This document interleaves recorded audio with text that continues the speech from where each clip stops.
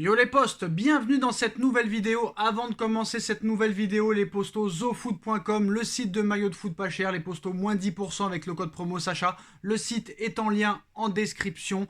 Vous avez plein de nouveautés, des nouvelles chaussures sur le site. Des chaussures sont disponibles maintenant sur le site. Tous les maillots 2022-2023 de tous vos clubs préférés, ainsi que des maillots NBA, des maillots Formule 1, des survêtements, des casquettes, des chaussures, des joggings, de tous vos équipes préférées. C'est totalement incroyable les postos. D'ailleurs le maillot gris exceptionnel du Paris Saint-Germain qui est totalement magnifique est disponible sur le site les postos, ainsi que le maillot domicile. Et c'est partout pareil, partout pour tous les clubs de tous les pays européens, du même championnat mexicain, brésilien. Vous pouvez floquer le maillot du numéro, du joueur ou même votre nom de votre choix, les postos.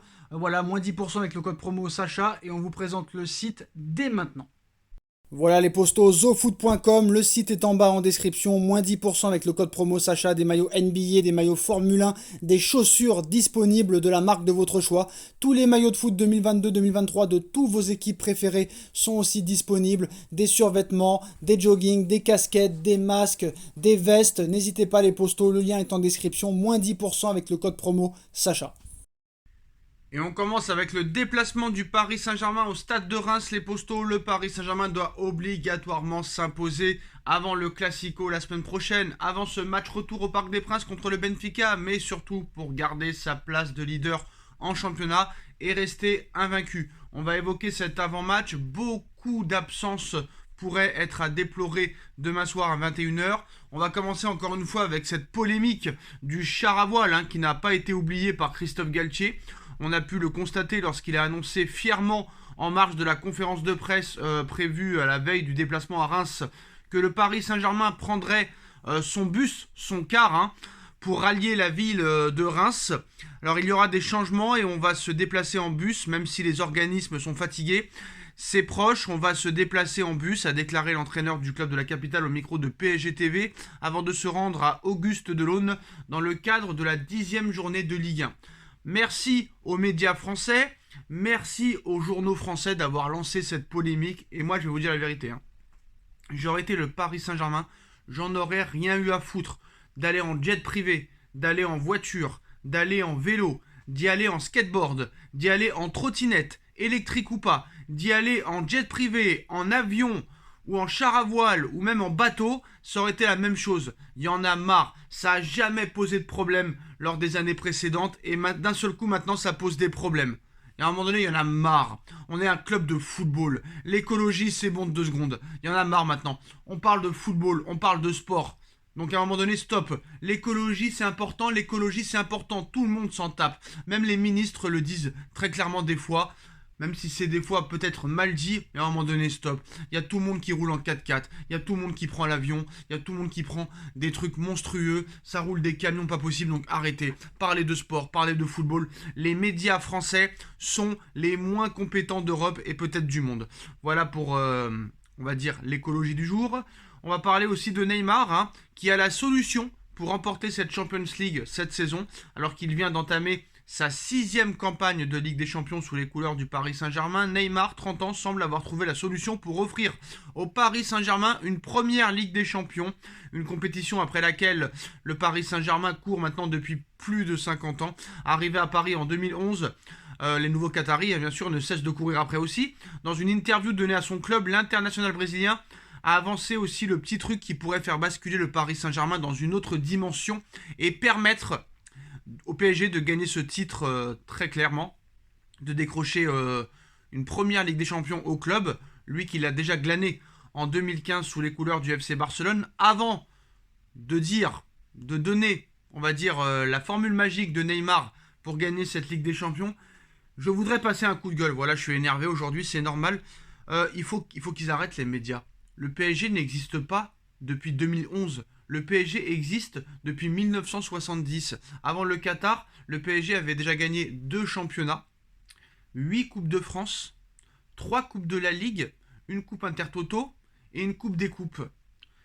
Avait fait déjà une demi-finale de Ligue des Champions. Et là, on résume le Paris Saint-Germain depuis 2011, depuis l'arrivée des Qataris. Non. Le PSG a 52 ans. mettez-le vous bien dans la tête. Et même si avant que les Qataris arrivent, ce n'était peut-être pas si glorieux que ça, bah en 40 ans, le PSG avait déjà un palmarès. En 40 ans, le PSG avait déjà 2 championnats, 8 Coupes de France, 3 Coupes de la Ligue, une Coupe des Coupes, une Coupe Intertoto et des demi-finales de Ligue des Champions. Donc à un moment donné, stop. Le PSG n'existe pas depuis l'arrivée des Qataris. Donc maintenant, les médias, qu'ils aillent se faire voir. Voilà. Alors maintenant, quels sont les éléments et quelle serait la recette magique pour gagner cette fameuse Ligue des Champions d'après Neymar? Eh ben, je suis curieux de voir ça. Neymar nous dit: c'est un objectif cette année de gagner avec les deux équipes, tout gagner avec le Paris Saint-Germain et avec le Brésil. Nous avons une Coupe du Monde à venir et nous savons combien la Coupe du Monde est difficile à gagner. Et j'ai ce grand rêve de la gagner et de gagner aussi la Ligue des Champions, que nous gagnerons bientôt, j'en suis sûr. La Champions League est une compétition très difficile. Nous savons qu'il y a de grands joueurs, de grandes équipes, et il y a des moments dans les matchs où il faut souffrir. Donc pour gagner, une équipe doit souffrir, apprendre à souffrir, souffrir de manière à ne pas encaisser de but, à ne pas donner d'espace à l'adversaire, mais souffrir tout simplement pendant le match. Je pense que c'est normal dans une compétition de haut niveau. C'est donc bien que cela arrive maintenant, car nous nous préparons pour les phases finales. Donc voilà, Neymar est déjà prêt pour les huitièmes de finale de Ligue des Champions. D'ailleurs, Neymar est beaucoup mieux cette saison que les années précédentes. Est-ce que Neymar a changé? C'est vrai que depuis plusieurs mois, on ne parle pas de ses soirées nocturnes, on ne parle pas de ses parties de poker, on ne parle pas de son hygiène de vie. Alors voilà, là très clairement, on a envie de dire que peut-être Neymar a changé. Est-ce que c'est parce qu'il est focus sur la Coupe du Monde, qui est son objectif ultime? On va pas se mentir. En tout cas, quoi qu'il en soit, Neymar répond présent, hein. Évidemment, je sais que je ne suis pas un défenseur extraordinaire, mais j'essaie au moins d'aider mes coéquipiers du mieux que je peux. Je ne pense pas qu'il y ait un nouveau Neymar. Je ne pense pas avoir changé. Je pense que les choses se sont simplement mises en place. Je suis heureux d'avoir bien commencé avec des buts, des passes décisives, en aidant l'équipe du mieux que je peux, en espérant continuer comme ça. On va pas se mentir, hein, je pense que le fait est que Mbappé ait demandé son départ, le fait est que le PSG ait voulu le vendre, et le fait est que cette année, c'est sa dernière chance de gagner la Coupe du Monde, ont fait que Neymar a décidé de remettre les pendules à l'heure, a décidé d'être sérieux, de mettre de côté les festivités, les paillettes, la gloire, la célébrité, les anniversaires, les soirées nocturnes, etc., etc., etc. Tant mieux pour le Paris Saint-Germain, pourvu que ça dure, pourvu qu'il ne se blesse pas. Alors les postos. Kylian Mbappé souffre d'un début d'angine et s'est entraîné en salle ce vendredi. Il va mieux. Il est dans le groupe pour affronter le Stade de Reims ce samedi à 21h. Léo Messi, par contre, est forfait officiellement pour affronter le Stade Rennais. Le Stade de Reims, excusez-moi, le Stade de Reims. Léo Messi, forfait pour Reims. Gêne au mollet, mais examen rassurant. Donc Lionel Messi souffre d'une petite contracture sans gravité à un mollet. C'est à la suite de cette douleur qu'il a été immédiatement remplacé par Christophe Galtier. Donc Christophe Galtier lui réfléchit à l'idée de passer à une défense à 4 défenseurs. Ça pourrait être fait même dans les prochains matchs, quand Kipembe aussi va revenir de blessure. Nuno Mendes est forfait pendant un mois. Donc là, ça va commencer à être compliqué pour le Paris Saint-Germain. Donc demain, apparemment, pas de Nuno Mendes, ça c'est sûr. Pas de Presnel Kipembe. Peut-être un Mbappé qui va commencer sur le banc. Un Léo Messi forfait. Bon, on va voir comment le PSG joue sans ces joueurs-là. Mais c'est vrai que vu que la défense est aux abois à l'heure actuelle, être privé de Presnel Kipembe et de Nuno Mendes, ça va pas arranger les choses. Surtout contre le Benfica Lisbonne, surtout contre l'Olympique de Marseille. Une blessure n'arrive jamais au bon moment. Mais là, très clairement, la blessure de Nuno Mendes et la blessure de Presnel Kipembe nous fait très très mal. Et j'espère très clairement que la blessure de Léo Messi n'est pas grave, parce que ça risque très clairement d'être galère dans les prochains matchs. J'ai bien aimé aussi la réaction d'après-match contre le Benfica de Vitinha qui nous dit: ça ne sert à rien d'être bon dans le jeu et dans l'équipe si on ne gagne pas.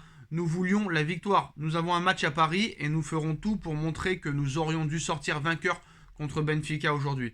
Donc ça, c'est intéressant de voir les grosses ambitions de Monsieur Vitinha. Mais c'est vrai que là, bon, je vais pas dire que j'ai peur, très clairement, mais Ramos qui est en grande difficulté, Marquinhos qui est en grande difficulté, Nuno Mendes absent un mois, Kipembe encore absent un mois. Là, ça risque vraiment d'être très compliqué. Pas de numéro 9, un Messi forfait, un Mbappé qui a une angine. Là, voilà, les feux ne sont pas ouverts avant de rencontrer le Stade de Reims, mais surtout le Benfica et l'Olympique de Marseille, qui sont des équipes en pleine confiance. Voilà les postos, hein. Voilà les dernières infos de ces dernières heures. Dites-nous en commentaire ce que vous en pensez. On like, on partage, on commente, on s'abonne. Et on se retrouve très vite pour une nouvelle vidéo, les postos. Tchuss.